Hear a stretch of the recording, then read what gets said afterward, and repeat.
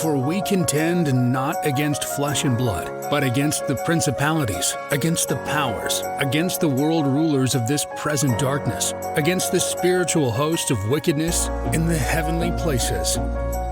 From the American Midwest comes This Present Darkness, where we explore the supernatural aspects of the paranormal from a Catholic perspective and expose the dark forces in our world and beyond, both seen and unseen. Now, here's your host, historian, paranormal investigator, author, and ghost lorist, Ursula Bielski. Well, hello, everybody. Welcome to the channel. My name is Ursula Bielski. I am a veteran paranormal researcher, folklorist, and historian, and I'm so excited to have with me today one of the coolest people that you will ever meet.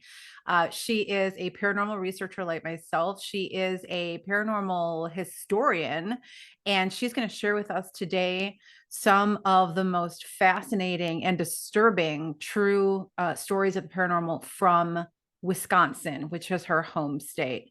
And so without further ado, help me welcome Allison Jornlin. Allison, thank you so much for being here. Hi, Ursula. It's so good to see you again. We go way back, don't we? We do. In fact, everybody doesn't know this, but Allison and her brother, Mike Huberty, took over the reins of my longtime Chicago tour company, Chicago Hauntings. And they're doing, I must say, a much better job running it. I don't know about that. You were the OG. Yeah. And so, yeah, you can still take Ursula's bus tours like all year round. Just by going to AmericanGhostWalks.com. Yeah, and you've got tours not only in Chicago and Wisconsin and all over the US, but even in Hawaii and Puerto Rico as well. That's right. Seven states and Puerto Rico now. So it's fascinating. I still stand by it. The very best way, I think, to learn about the history of a place is through the paranormal folklore, through the ghost stories.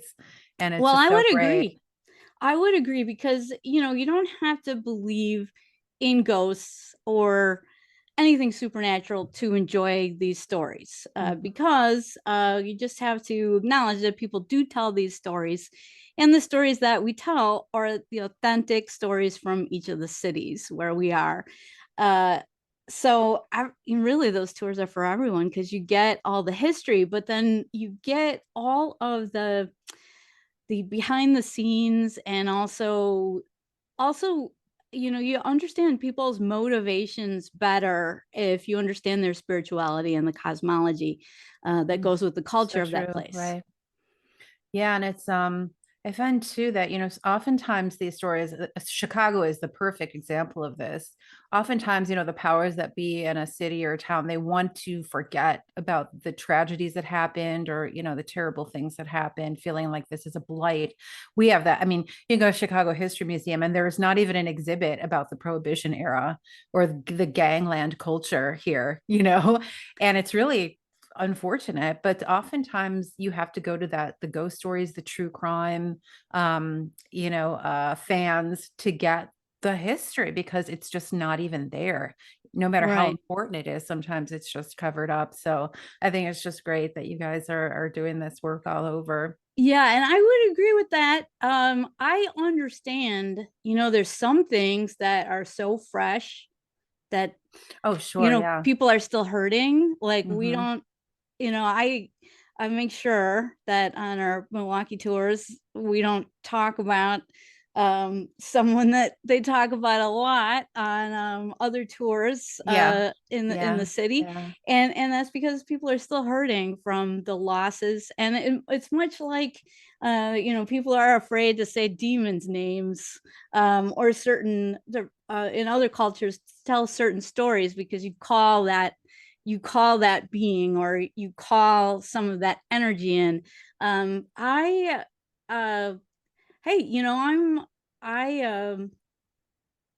not sure, but let's just be safe and not call that energy in, and respect people who are still hurting from recent tragedies. Yeah, but when you're talking about things that people have forgotten about, you know, like we have the Lady Elgin tragedy here in Milwaukee, where we have stories about that too here. Yeah. Yes, you do. So 1 and 3 people in the third ward lost a loved one in the third ward. That's our most historic part of the city. And 1 and 3 lost a loved one. And we don't talk about it at all. And that happened in 1860.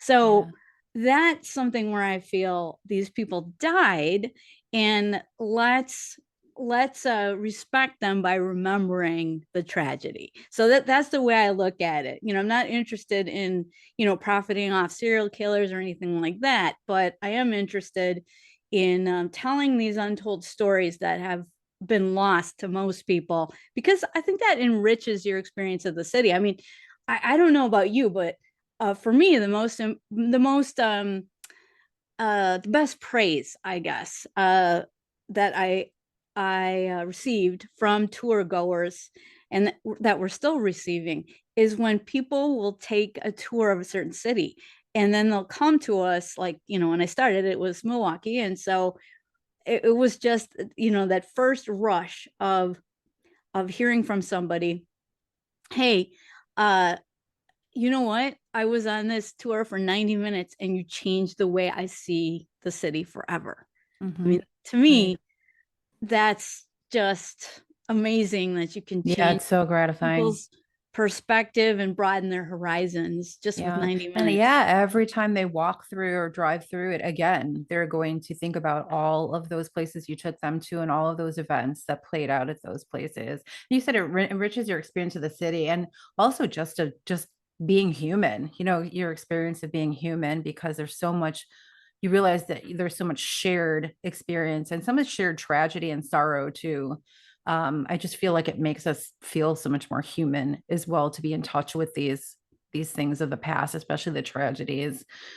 But oh my gosh, we're talking about ghost tours, and we're not supposed to talk about it.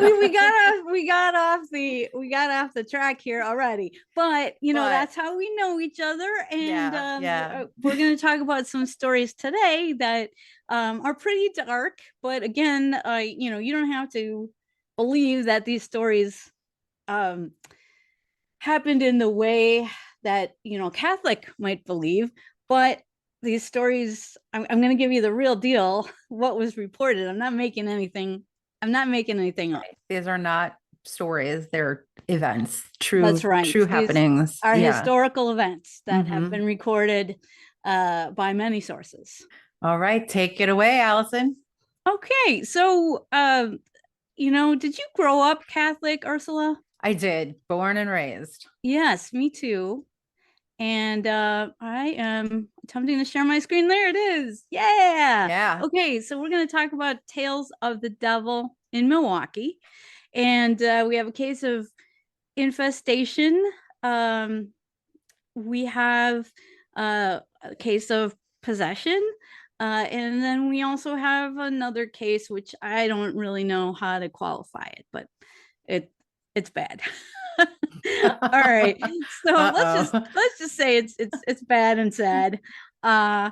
Anyway, so we're gonna go right into the convent infestation that happened at Milwaukee's Mother House in 1854. Had you ever heard about I actually heard you I heard the recording of the presentation that you gave at the Milwaukee Ghost Con. So I have heard these stories before, and that was one of the reasons I really wanted you to talk about these with the viewers, because they're so important, I think, and you tell them so well also. Thank you very much. So these stories, yes, I presented this originally at the Milwaukee Paranormal Conference in October 2023. And so I'm going to reprise it here. So number one, we'll talk about the convent infestation, 1854.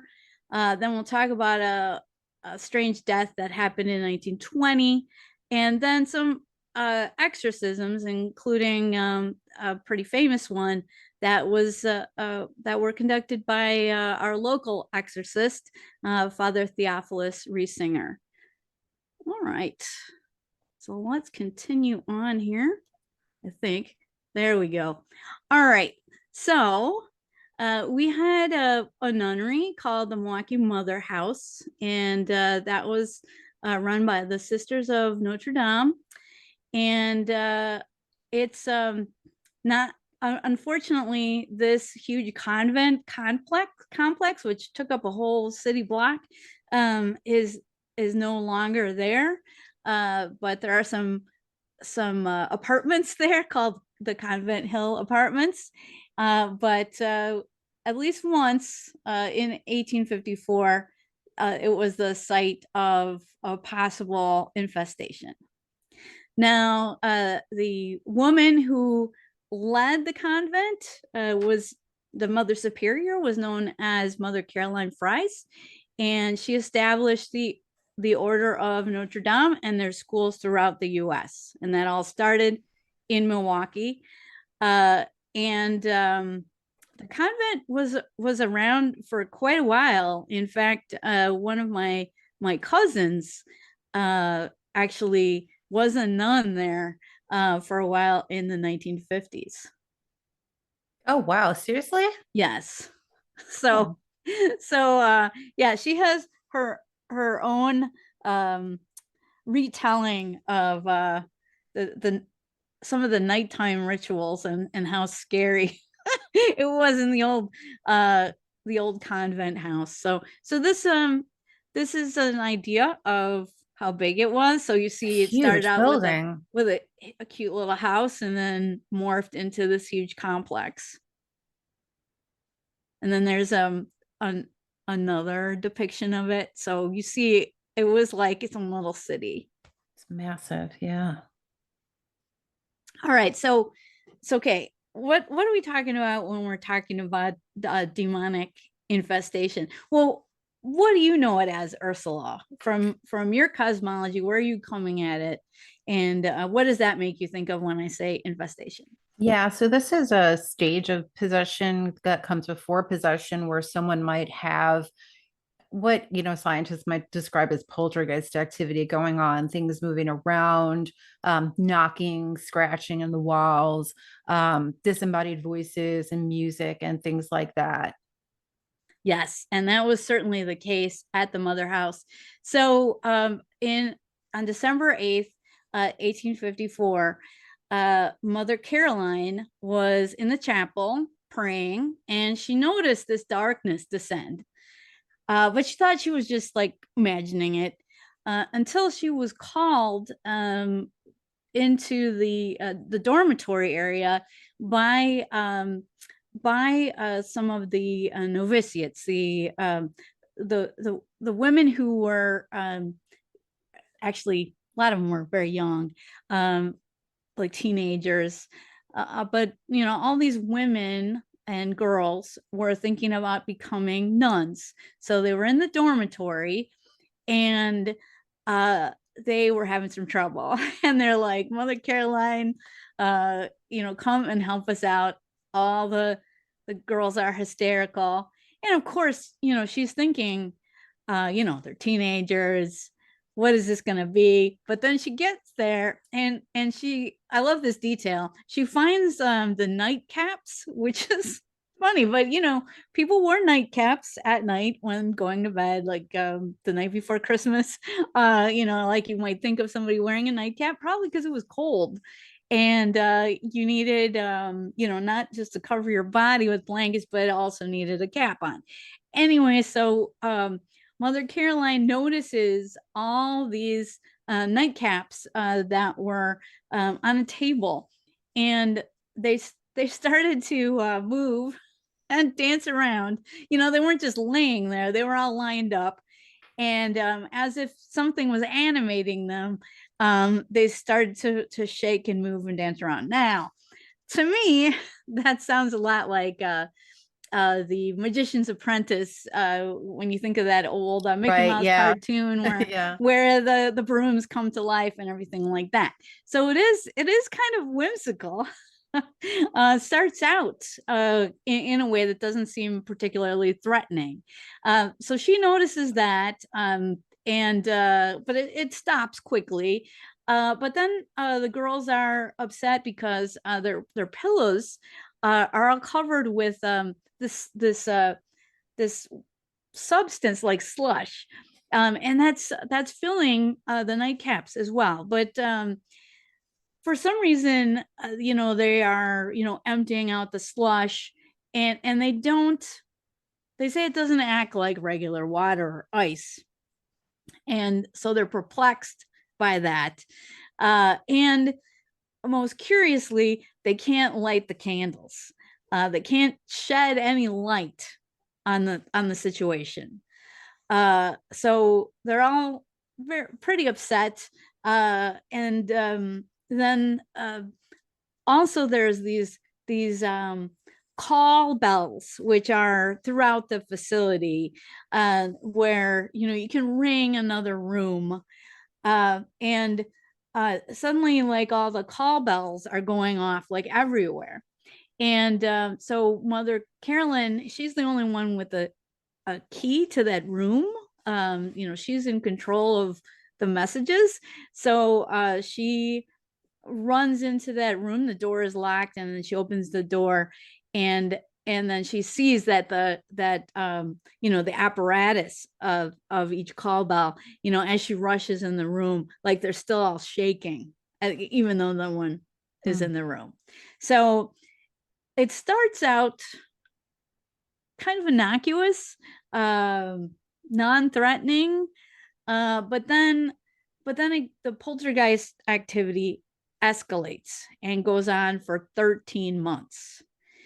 And it gets progressively more violent, where initiates are saying that, they're being abused, that, some unseen forces are hitting them about the ears and, punching their faces and stuff like that. So not very nice. And sadly, there's also the convent dog. And Mother Caroline even describes in one of the accounts of this case about how pitifully the dog would call out and whimper as it was being struck by these unseen hands. And eventually the dog disappears. Now I'm really hoping the dog just ran away. Yeah. And then nothing nefarious happened to it. And this is another stage leading up to possession, the vexation, where people are having physical attacks and oftentimes bruises and scratches and bite marks and all kinds of crazy things like that as well. Yeah. And interestingly, let's see, let's give one more story. Okay. They're in mass, like during the mass, there's a candle on the altar, and so they're all sitting in during the daily mass, and they see this candle and the candle holder, everything just like disappear in front of their faces. And they don't know how to explain that. They don't know what to do. And so they find it later on. Thankfully, it didn't start a fire or anything like that, but it's in a closet. The candle is still lit, burning in a closet, and is found by one of the nuns after the mass. Then there's also some hijinks in the kitchen. There were many events in the kitchen where all the pots and pans would scatter and there'd be this huge clattering. And what was interesting in terms of like a poltergeist activity, because you hear this reported in some secular reports of poltergeist activity. So they run into the room, and they're trying to pick up the pots and pans, and they notice they're hot to the touch. Oh, wow. So I've heard that before in secular versions of other unrelated poltergeist reports. There's also another story about some nuns that are baking bread in the kitchen, and they put the bread in the oven, and then they're in the kitchen the whole time, cleaning up, doing whatever, maybe making other food. And then they want to like peek in at the bread, make sure it's baking all right. And the loaves are completely gone. The pans are there, but the loaves are gone. And the loaves are found later floating in the cistern. And so it's interesting to me how these things that happen, like some of them seem lighthearted, some of them seem horrible. But they're all supernatural. And then what the priest who gives masses at the nunnery and Mother Caroline notice some strangeness in one of the novices. They notice that she had sometimes laughed inappropriately during sacred moments. Sometimes her behavior was inappropriate. These things aren't really expounded upon. But this girl does reveal to the priest that she saw the entity that's haunting the convent or infesting the convent. And she's the only one that claimed to have seen it. And it doesn't really describe what she saw, just that she saw whatever is vexing them. And so the priest talks to Mother Caroline about, hey, maybe whatever this is focusing on this girl.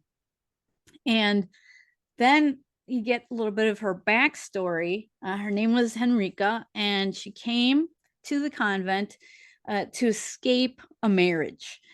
She had a suitor that could not be denied and really wanted to marry her. And so she ran away to the convent for sanctuary. And they feel that through some kind of malediction, some kind of witchcraft, that this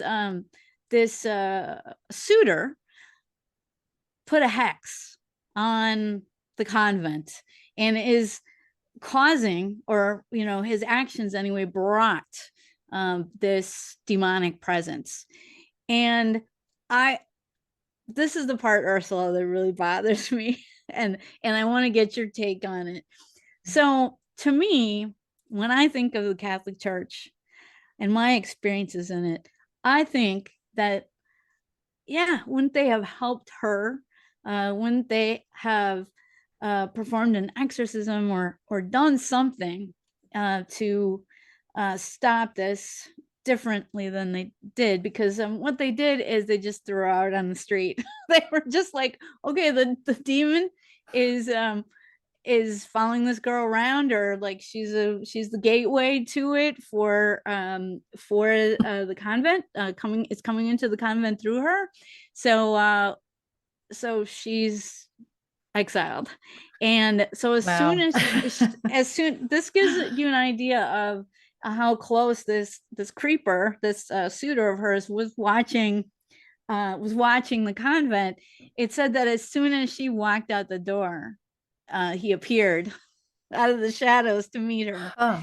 And so they did some of the other novices did talk. You wonder if like the priest was paid off by the guy to, I really don't know. I really have a hard time with it, because it's just like a lamb to slaughter to me.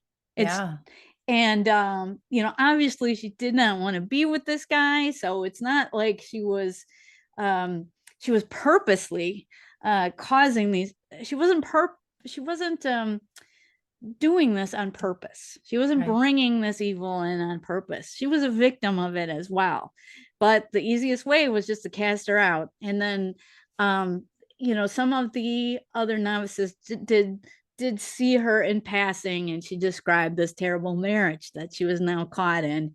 But I just feel really bad because, these were books written by Catholics about what happened. And I'm just sad that, when I read it, it's like they didn't recognize that as being any kind of problem. So the resolution, though, is after the expulsion of the Polt agent in January of 1856. So after 13 months of this, in January of 1857, there is this resolution where Mother Caroline hears this angelic singing in the chapel, and apparently the angels are coming in and they're singing, and she feels, so blessed by that, which is, sounds really nice. She establishes the was called perpetual adoration. So essentially from that night on, that midnight on, in January of 1857, she has the novices and the nuns, they pray in the chapel 24/7. So there's shifts of people that do this meanwhile the girl is I know, right? Like, it seems very fishy. I know, but this is the connection with my cousin who was there in the 50s. She says that that she remembers going on the night shift. And then, you have to go through the darkened hallways of this, centuries old, complex, and then get to the chapel and then do your shift of praying perpetually. And so it's just interesting to think of that going on for 24/7 in shifts for almost 100 years. I mean, that's a beautiful thing to think about. Yeah, it's great, but it's so odd. I mean, you think that like the resolution that you have here, hearing the choir of angels singing, that couldn't possibly be a godly thing from God if this poor girl was left out on the street and not helped spiritually at all. Well, so that had to have been some kind of diabolical resolution to it. Yes, maybe it was. It was really troubling. Coming in the guise of angels. Yeah. Perhaps. And for what purpose, unless, you would think that the installation of the perpetual adoration would have been foreseen maybe by the diabolical agent, or maybe it was just like, an unfortunate development for the diabolical. Who knows? Yeah, I have no idea how. What a weird case. Yeah, I mean, like I said, it's just really a troubling case to me because I just can't imagine that they didn't want to help her. Oh, and this is I forgot I had this in there. This is a quote from Mother Caroline about the dog being beaten. It was blood curdling the way the dog yelped. He was being beaten I distinctly heard the cracks of a whip, but as usual I saw nothing. So she didn't see it, but she heard like a whip, as if this dog was being beaten. And so let's just go through this rundown of the paranormal activity. Nightcaps lining up and dancing, call bells rang in every room behind a locked door, a candle upwarded, so disappeared from the altar and then reappeared in a closet, baking bread apported from the oven to a cistern, shadowy figures seen and howling heard at night. It didn't mention that. And then sisters battered by unseen hands. So it must have been really scary, this 13-month period for everyone involved. Maybe that's why they took the easy way out by kicking this woman out. But I think they should have helped Henrika, be a hero. Jesus was a hero. He wants you to be a hero. Really and and then this choir of angels comes in, and everybody's happy, and that girl's forgotten. Except the girl. Yeah. Right. Okay, so number 2. Okay, so this is true of both you and me. We research all kinds of scary stories, but I'm going to tell you the scariest story that I ever found, and it's also very upsetting because it has to do with a child and something bad happening to a child, and it sounds like a suicide, so I need to say, if you're listening and you're thinking about suicide, you can always call the suicide hotline at 988. Isn't that great that they have that? They have 911, but they also have 988 because that is easy to remember. All right, so this story deals with a little boy named Raymond Natz, and he lived in a Polish neighborhood called Lincoln Village, and his parents were in the middle of a divorce, so they were separated, which was unusual for the time. It was 1920, and then something uncanny that only he could see began following him. So here's a picture of him that I actually found in the newspaper. Little cutie. He is so cute. He seemed like a normal 9-year-old boy, but he would sadly come to a mysterious end. So one night when he was returning from visiting his mother, his dad had picked him up from his mother's house, and he revealed to his father that all the way home, this white shadow was following him. He said, all the way home, that white shadow crept right along behind me, and something is going to happen. I can feel it. This was a quote that the dad later recalled. Now, Raymond had been acting strange at the mother's house. She would also recall that, she was visiting with him in the living room, and his eyes were racing about as if following some unseen force that was in the room with him. And he was just sitting there in stupefied terror, really. And she didn't know what the heck was wrong with them, and he wouldn't talk about it. And then his dad takes him home. They're walking home, and his dad notices that he is walking like several steps behind, like he doesn't want to walk right next to his dad.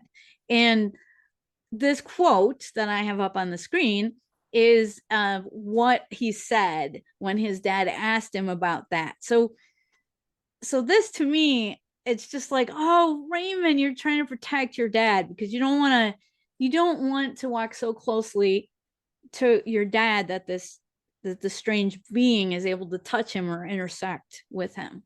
So that's my read on why he stayed behind rather than walking side by side with his father. So they get home, and the boy, Raymond, is again sitting in the living room with his father, and his eyes are darting about. He's like hunched in the corner. And then at some point his dad is like, well, it's time to go to bed. And he doesn't want to go to bed, but his dad forces him. And so he goes to bed. Dad goes to bed, but his father is awakened in the middle of the night by Raymond calling out and screaming in the night. And then so his father runs to Raymond's bedside and finds that Raymond is still asleep, and it's like he's talking to someone. And at one point, Raymond is laughing.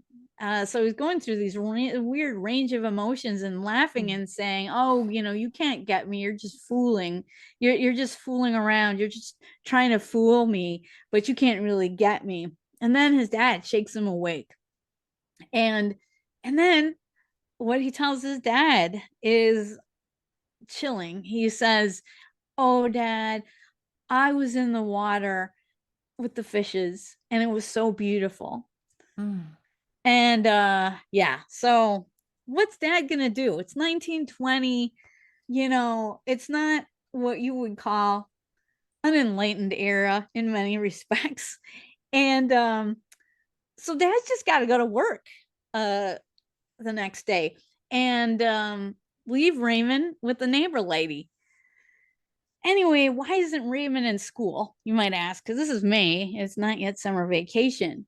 There was a measles epidemic, and Raymond is just recovering from it himself. And then, so all the kids were out of school, just like we had an experience with in 2020 with the pandemic. So they also had called off school because measles was epidemic in the community. So that's why he was home. And so the neighbor lady is supposed to be watching him, but he does manage to sneak away. And he took his fishing pole and his cap with him. So they assume that he went to Lake Michigan from his home in Lincoln Village to do some fishing. Now, Ursula, I mapped this out. And so from where Raymond lived, because I was able to find the census records. So these are real people. And I was able to find the actual address. And so he actually walked. Walking time is about an hour from where he was all the way to the shore of Lake Michigan. So now now we don't know exactly what happened, but he doesn't come home.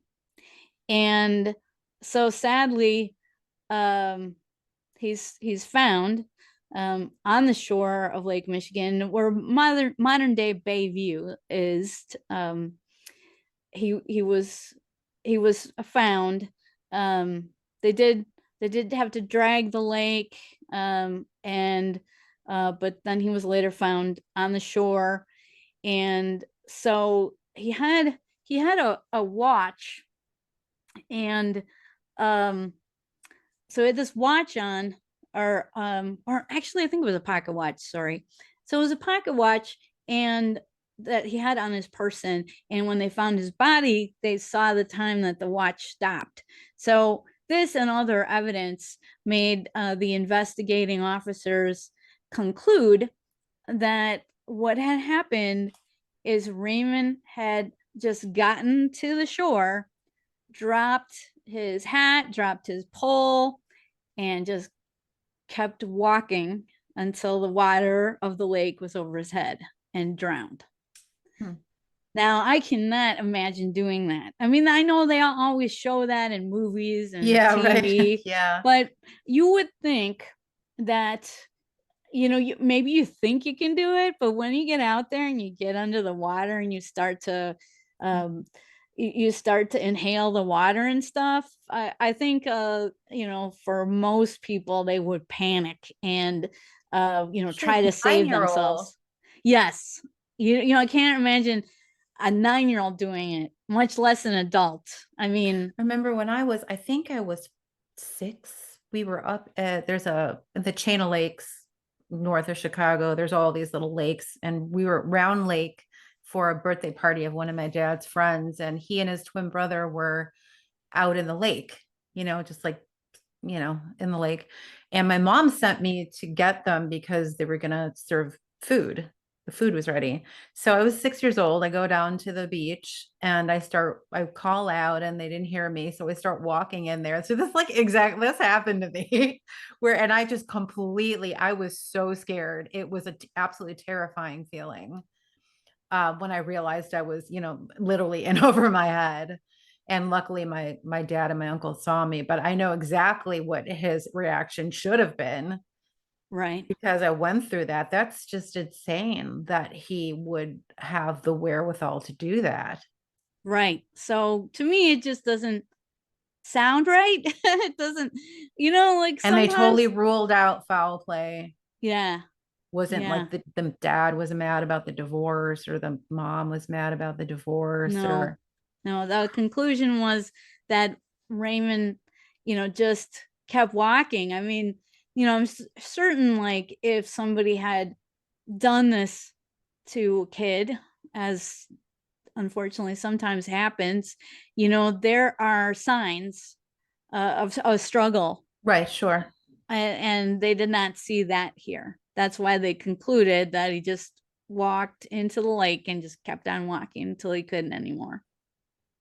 So to me, that just does not seem like the typical behavior of a 9-year-old.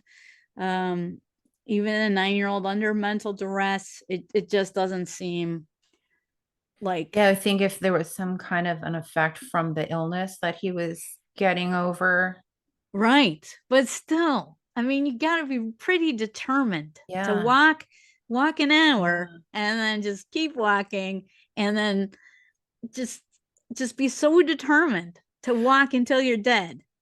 Ruling out all of those possibilities that seem to have been rolled out, and in light of the fact that he was feeling this presence and seeing this shadow, it seems to me that it might have been something with one of the parents involved in the occult. What do you think?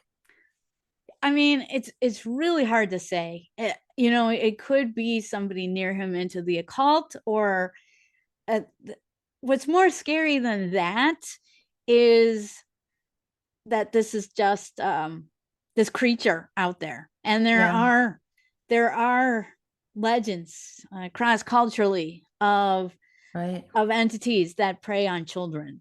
Mm-hmm. And so I hate to think that it was that. I hate to think of any of this. Do I think the parents made it happen? I just don't know. I don't know what I guess, thinking of it now, I don't know what is a more terrifying possibility. We know that people do evil things, but it's hard to think about parents, cursing a child, or of being the cause of something like this. Although, there are parents that kill their children every day. But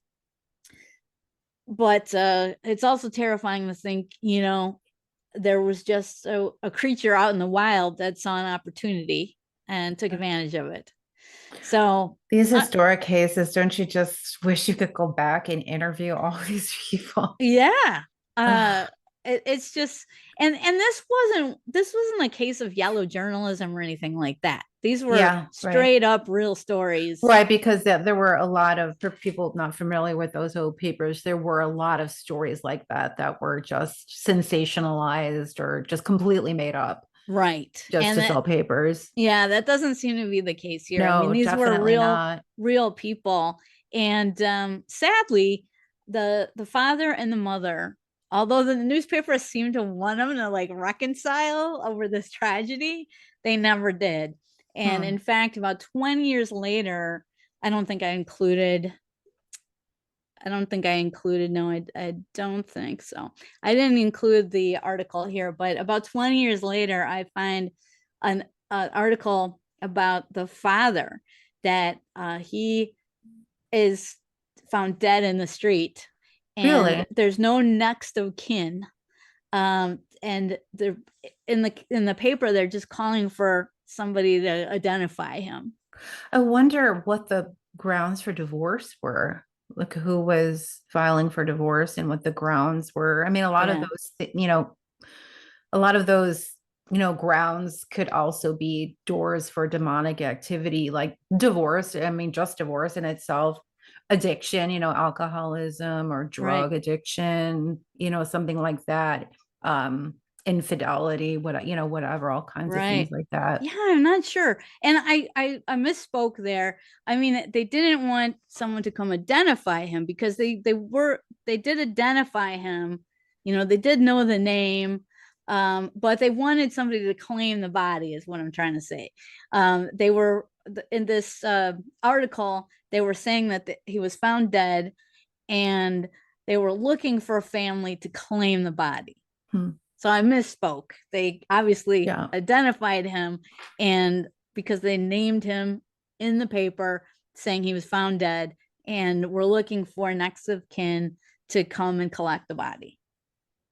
Because as you know, if there's no one to collect the body, bodies go into a pauper's graveyard. Right. So that's probably what happened to Raymond's father. And I don't know if it would be possible to find his grave today if that's the case. Yeah, I usually just like a unmarked grave. Right. Absolutely. What a terrible story. Yeah. So definitely seems like paranormal activity with the white shadow, and this inescapable foreboding, and the entity that seems to talk to him in his sleep. And everybody's shocked about what happened. I mean, that is the tone of these stories. They're not like, wow, is this weird? But it's insidious. Yeah. It's like a frightening story because it's written in a non-sensational way. It's written in this is what happened. And what was the headline? Like, boy drowns after being stalked by shadow. Yeah. Like, what? Not right. It's just one of those headlines that make you say, what? Yeah. Boy haunted by shadow drowns. Like, okay. Right. Yeah. Oh God. Okay. Poor thing. Let's go on to talking about some Milwaukee exorcism stuff.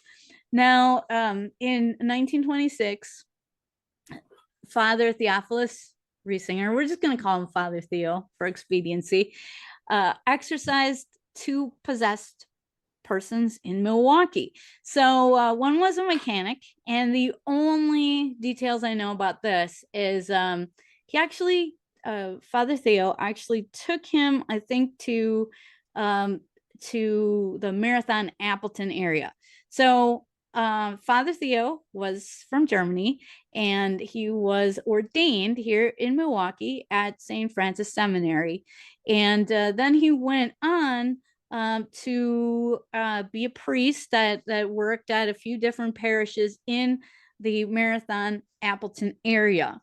But he was often called in to other places to perform exorcisms. He was something of a specialist. And so he called about 2 cases in Milwaukee. And then he takes this male mechanic and takes him to, I think, a seminary near the Marathon Appleton area. And he's able to exorcise this man very successfully.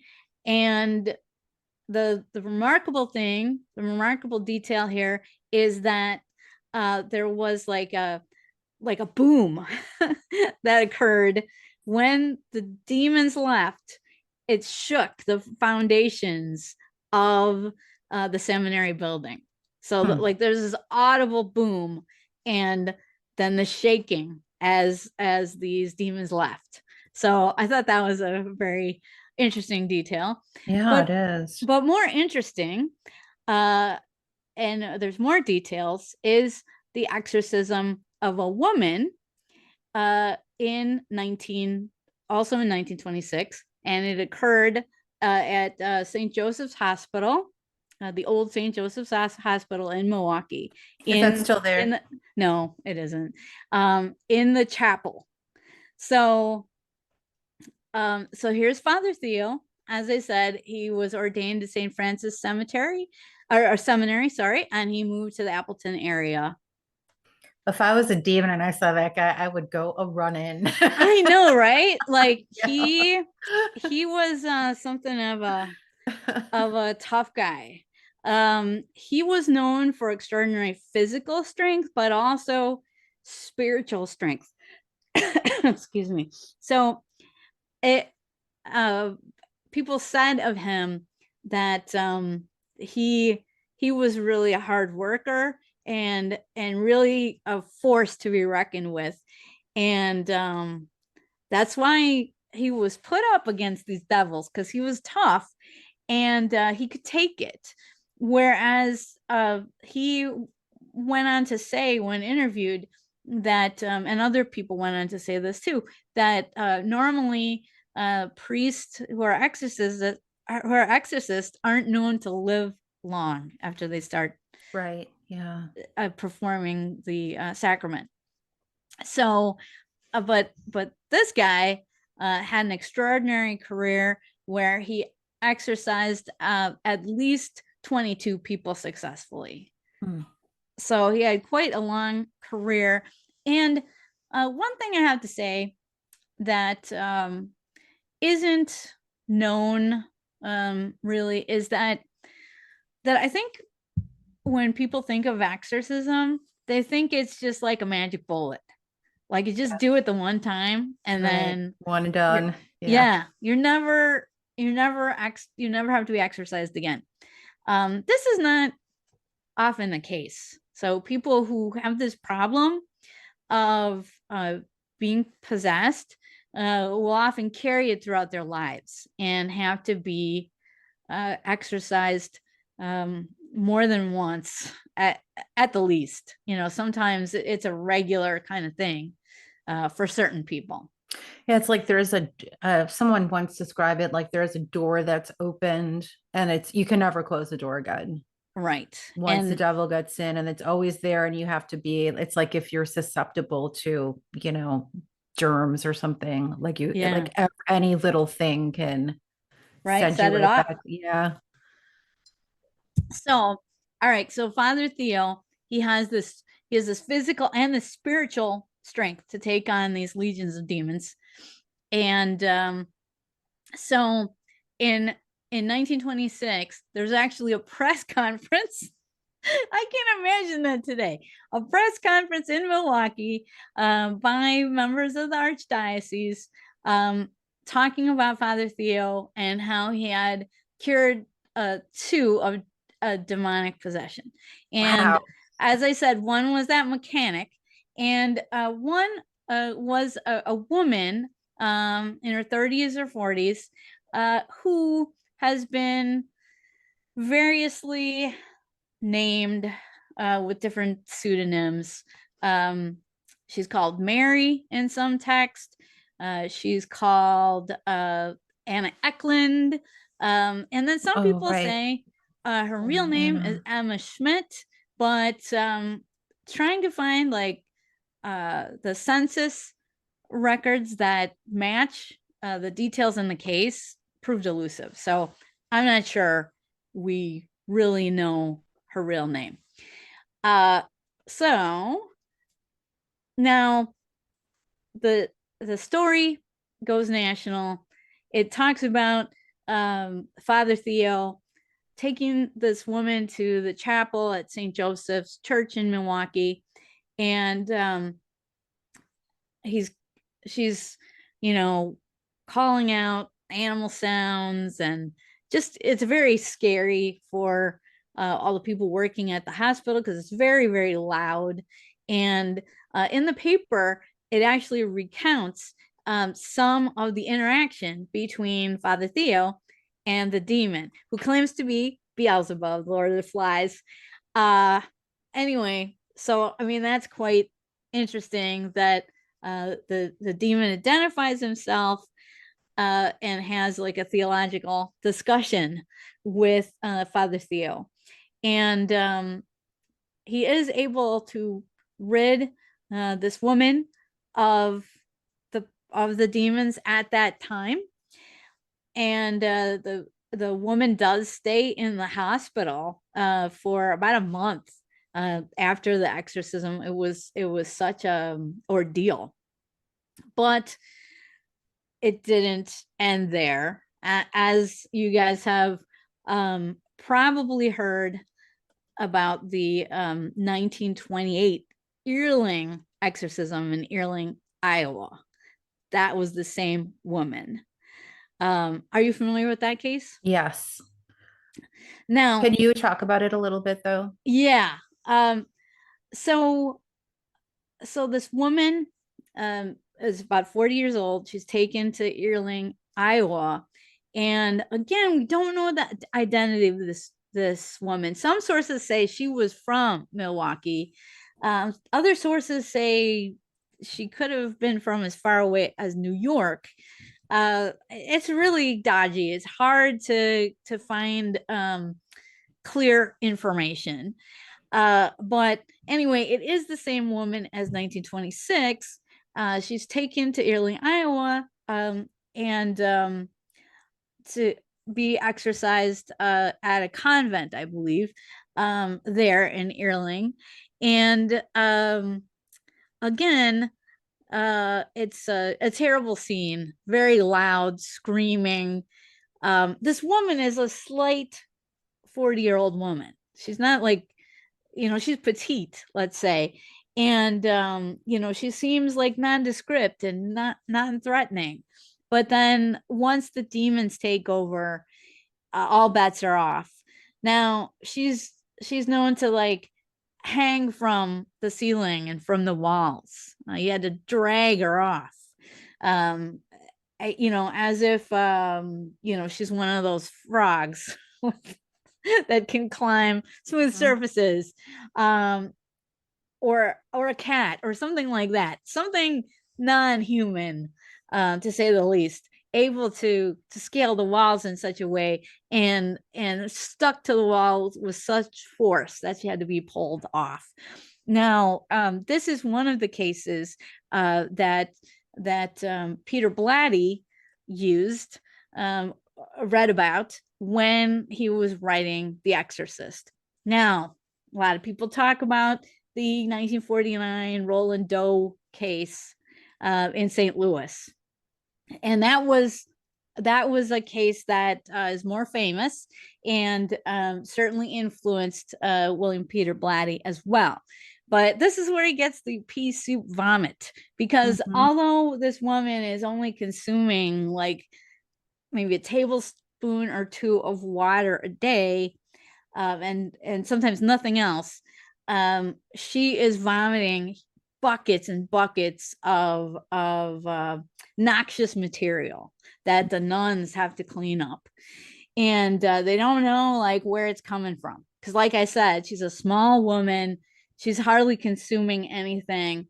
And one thing that really ticked off the demon was the nuns.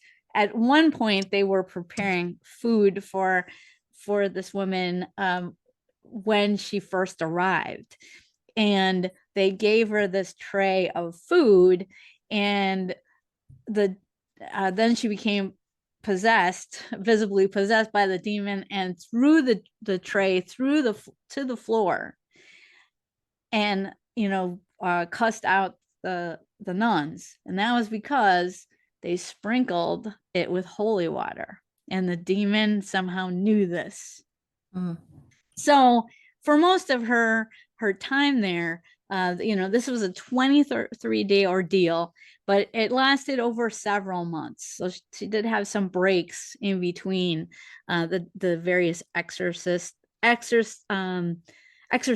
sessions, but it went on for a long time. Her Father Theo was working hard to try to relieve her of these demons, and he was, he would wear his vestments, and he would have to change like up to 3 times a day because he'd get so sweaty in his battles with the demon. So it was quite a sporting event, quite an arduous situation, a really great workout. But anyway, so the thing that's scary about this case to me is how it talks about how these demons can possess you through no fault of your own. Like, I always thought you had to reach out, want to make a pact with the devil, or at least play with a Ouija board, some kind of thing that you shouldn't be doing, that opens the door to these demonic entities. But in the case of this woman, let's call her Emma didn't do any of that. In fact, she was very pious, and she wanted to go to church, and she started to come to see Father Theo because the demons that were possessing her wouldn't let her go to church. They were physically stopping her. And then when she got, if she ever got there, they'd make her do inappropriate things. And she wanted to be close to God. She wanted to go to church, but the demons would not let her. And that's what she was trying to get Father Theo's help with. So the scary thing to me is that Father Theo said in some of his writings, sometimes there is diabolical material in the body. This must be expelled. As long as it is there, the devil can always come back. So did he mean that physical material or spiritual material? Yeah. So in the backstory of Emma, it comes out that the way that she got possessed is through her aunt and her father. So her father was an evil man, and he actually was having an affair with his wife's sister, and his wife's sister was also a piece of work. And after the mother's death, they kind of all shacked up together. And so Emma's just growing up, and the father wants to have his way with her. She refuses. He curses her because of that. And then also the aunt supposedly took some kind of cursed herbs and hid them in a tea that Emma was drinking. Now, that is thought to be the way that the devil got in. And there's also another case that was approved for by our bishop here in 1860 of a young German man, and he also was possessed in Germany after he and his sister found a cursed egg that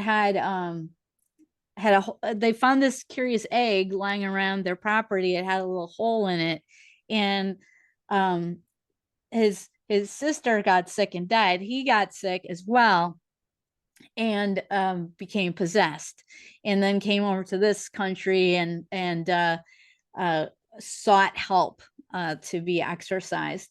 But it was interesting how some type of sorcery is employed to get you demonically possessed. Now I'm like, how can that happen? Shouldn't it be like your choice? Why should it be that others are able to induce this possession? So in her case, it seems that and for Emma, it was through physical means.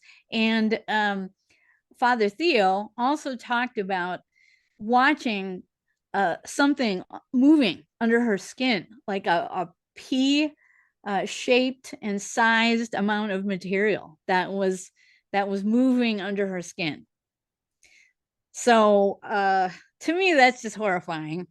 And what's to stop us from being possessed? If Emma, it sounds like by all the accounts I've read, really wanted to be a pious person, but the sins of the father I know the late upon her. The late exorcist Malachi Martin used to talk about that on when he was on the Art Bell show all the time, and people would call in and they'd be so mad about the idea that someone could become possessed and not have it not be their fault.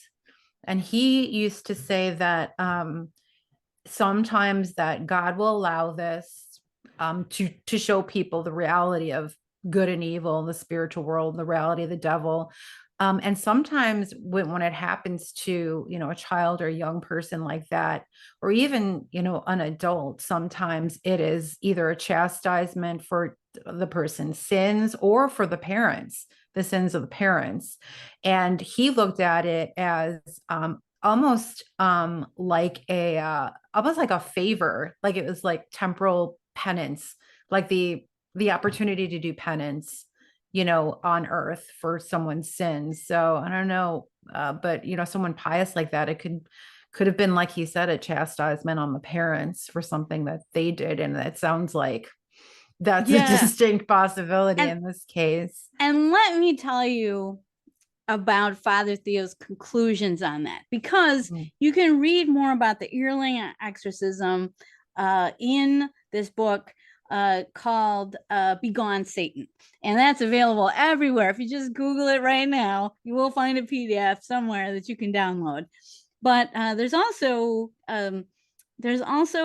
Father Theo's translated account that is only available at the Mundelein Seminary library. Well, it's available in other places too, but the closest place to me is in Mundelein.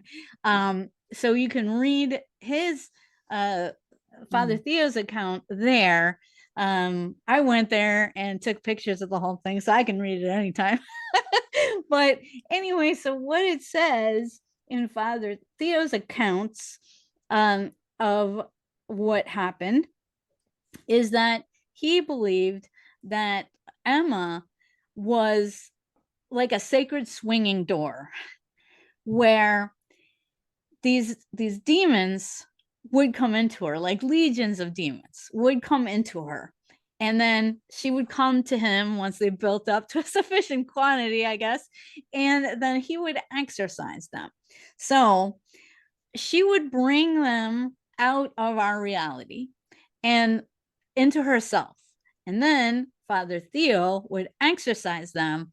And that whole process, the end result were these demons were taken out of the world, and they'd be locked up in hell and trapped there for I don't know how long.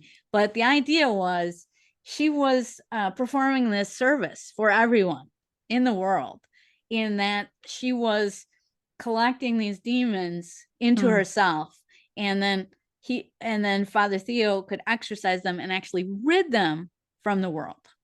That's so interesting. For a time. And that's so interestingly, in his writings, he talks about how she actually had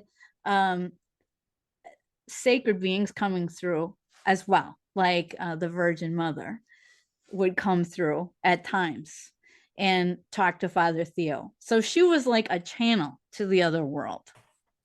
And not only bad things would come through, but also later on, good things, good entities came through as well. But that was thought to be her purpose on earth, is she's here to help rid the world of demons. That is so fascinating. Yeah. Anyway, so that is a great account. And then here's the whole timeline. Oh, I forgot to mention that. Okay, the last thing on this timeline here. All right, so some claim that Emma actually started to see Father Theo in 1912 to receive exorcisms. So it adds a lot more time onto her timeline of possession. 1926 is her exorcism in Milwaukee. 1928 is her exorcism in Earling, Iowa. And then 1936, Father Theo is actually profiled in Time magazine. Can you believe that, Ursula? Like, what would it be like if you just picked up Time magazine and had a big profile of an exorcist? I mean, it just seems amazing. Today, I really wouldn't be surprised with like the huge explosion of interest and occurrence of possession and exorcism, I guess, today. But 10 years ago, yeah. Yeah, it's and just back then, when everybody was like 1000% scientifically minded, and forward thinking, and everything was thought to be just outrageously, superstitious and outdated. right. And but when you think of Crazy. Wisconsin, you don't think about, one of the most well-known and respected exorcists in the country. You don't think Wisconsin. So yeah, there's lots to think about here. Wisconsin's pretty weird. You know that. It is. It is. It is. I would have to say it's way up there. Yeah. So one thing that I want to mention here, and I don't think I put it in here, but I have to talk about it. So I mentioned that you can read Father Theo's account of his exorcisms of Emma at the Mundelein Seminary. I didn't mention that they actually have an exorcism program there at the seminary. Oh, right, at Mundelein, yeah. Yes. So I thought you had to go to Rome to learn to be an exorcist. That was just started a few years ago, if I'm not mistaken. Well, it's been almost probably a decade longer than now. I think now. Yeah, probably 10 years. Yeah, it's been almost a decade now. And they've had several cohorts that they've successfully graduated, but it's just so funny because I thought, well, to become an exorcist, you have to go to Rome. You can't just drive an hour for me to Mundelein. I think was he was the one that said that every diocese has to have an exorcist during his tenure, wasn't it, Benedict? I think it was. Yeah, and I think there used to be like 2 in the entire country. Right. Now there's like 160 or something like that. And the program at Mundelein arose out of that need to be able to train exorcists. And they do train in exorcism, but they also train in deliverance as well, which is the Protestant version. Mm-hmm. So they're equal opportunity. And lay Catholics too. Yeah. But what's interesting is every year they have a big summer conference for exorcists. And I want to go, Ursula. I want to go too. I know we have to disguise they ourselves. Have like an associate's program. Well, no.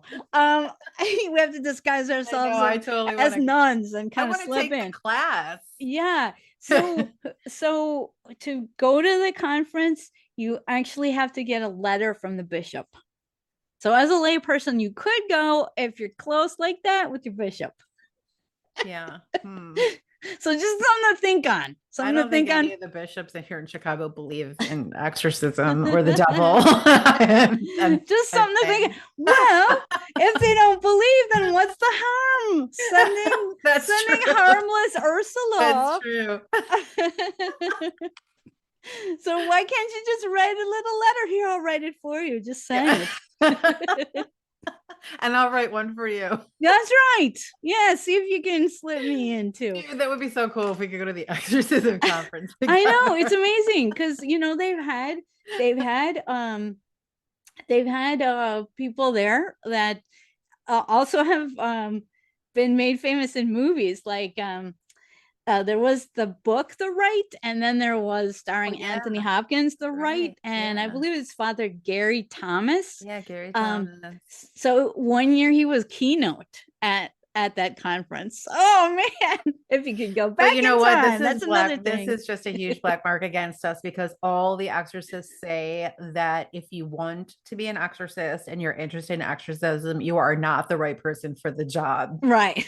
I just want to know about it. Yeah. I don't. No volunteers. It's a bad sign if you want to Right. I don't want to actually participate. I just want to take the class.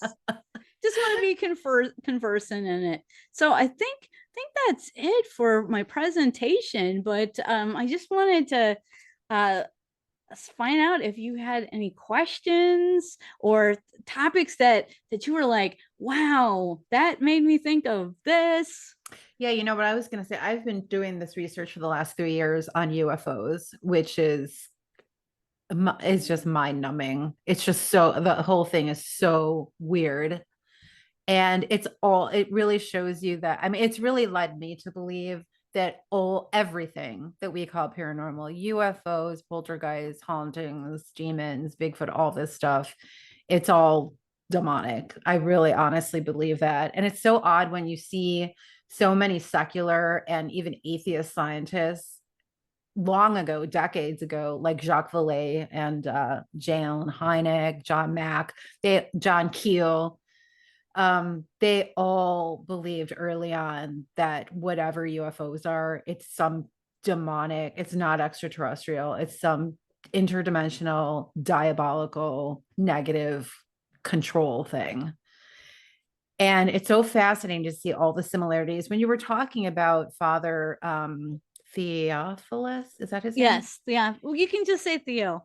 Father Theo, talking We're close about, like that. Yeah. Talking about needing to expel the material. I just thought about, like, like Whitley Strieber, for example, and his alien implant. Mm-hmm. And all these people that say that they have these alien implants, and it's in so many exorcism cases where the exorcists talk about that the possessed person will expel nails, broken glass, screws, even like living bugs and little birds, all kinds of crazy things like that. And it's the whole material aspect of these supernatural cases is so fascinating to me. Have you studied it all? I call them these letters from hell cases, where people will have like notes and letters just falling out of thin air. Well, weeks and months at a time, and it's just, we did have a case like that in Milwaukee, another poltergeist case that's relatively unknown. It was 1922, I believe, and it's a case called the Swearing Ghost. This little Polish family, and suddenly they're experiencing like weird poltergeist activity, things flying around the bedroom, the bookcase, the kitchen, but they're also seeing these notes come out of apport out of the ceiling, like a note will like flutter down, and I think the Bible was in this case too, where obscene things were written in the family Bible. But anyway, that is chilling. Less accountable are these notes that would appear from the ceiling and float down and contain obscenities.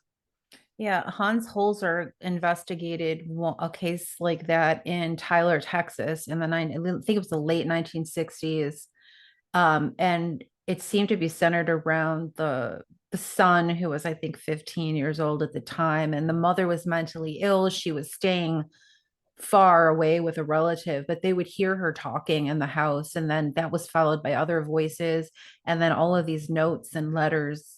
That it went on for months and months and months, and then huge movements of objects, like the refrigerator would be found like in a room upstairs where it couldn't even have fit through the door, things like that. The family dog was found buried alive one day.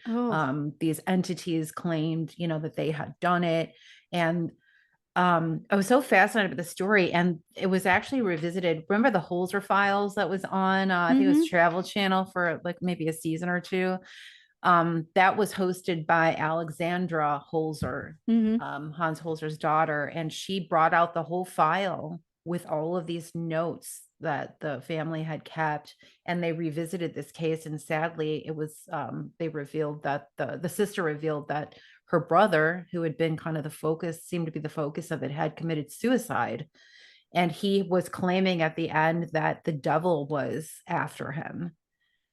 So it was one of Holzer's like unfinished cases. On that show, they would reopen his unresolved cases. So that was one of them.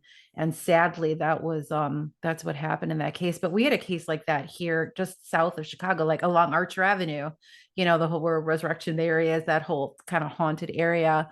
In 1901, this family was sitting at the dinner table, farm family, and started having these notes fall out of the air. It just fascinates me, this idea that there can be material things that are related, that come from the spiritual world. Right. Yeah, me too. It's a topic that as a sideline I've been investigating somewhat, so we should talk more about that. We'll have to talk more about that at the exorcism convention. That's right. Absolutely. Yeah.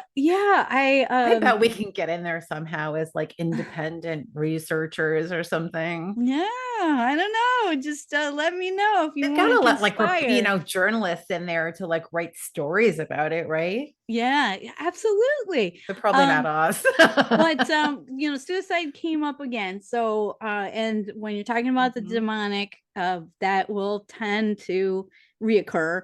So we got a shout out to 988 again. If you have suicidal thoughts, just say no to the demon. But if that doesn't work, 988 is the number that you want to call. Very cool. Yes. Yeah. So thank you for having me on. And it was so great to have you. And I want to tell everybody too. Oh, you got a website? Yeah, I was just going to mention that, paranormalwomen.com. And I'm going to put the link in underneath this description, and also your tour company, American Ghost Walks. Yes, AmericanGhostWalks.com. Yeah. Okay. And that includes Chicago hauntings here in Chicago. That's right. And but kind of wherever you are, there's going to be a ghost tour that Allison and company are pretty much. Yes. So, pretty cool.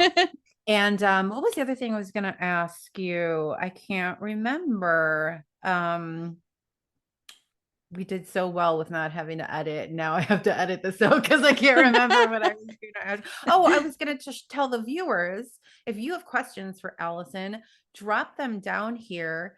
And maybe Allison, when this premieres, I'll let you know, and I can set it as a premiere, and if you want to drop into the live chat and questions. Yeah. Okay, cool. So we'll just make sure that we schedule it for when you're available to do that. Right. So if you're watching this, Allison's in the live chat, so you can. Yes, I will definitely come to the live chat.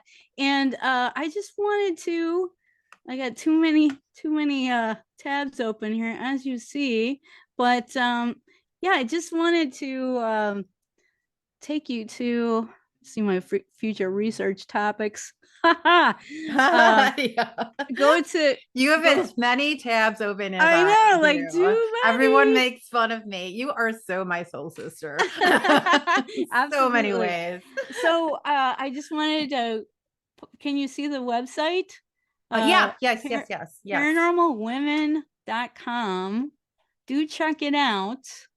Yeah, there's all these amazing stories on here. Yeah, you've been doing videos about Paranormal Women for a long time. Yes, and you just broke the website here. Yes, so. I just launched the website this month for Women's History Month. Are you still doing the YouTube channel? Yes, I am. All right, I'll put that link down here. But what I thought is, might be a good idea to write a blog entry about all the women that I'm thinking about making videos on, and then I'll have the material all in a really nicely organized place, and then I can pop in the videos as I make them. So great idea. Yeah, so you'll see that there's like these 3 with videos, and then there'll be many others that are coming that don't have the videos yet, but have plenty of links to free books that these women have written, or that were written about these women, where you can read more, in addition, so there will be like resources. These are resource pages for you guys. It's supposed to be an updated resource. So if anybody's watching and then they go to the site and they're like, oh, why didn't you talk about this? Do email me, at info@paranormalwomen.com if it's specifically about that. And I'll make sure to get back to you. And I'd love suggestions for women who are unsung heroes of the paranormal. Sounds great. Allison, this has been just fantastic. Thank you so much for being here. Thank you. All right. I will talk to you soon, and you have a great rest of your day. And You I'll let too. you know when this is all ready to go. You too. Thanks so much, Ursula. Take care. Bye. Bye.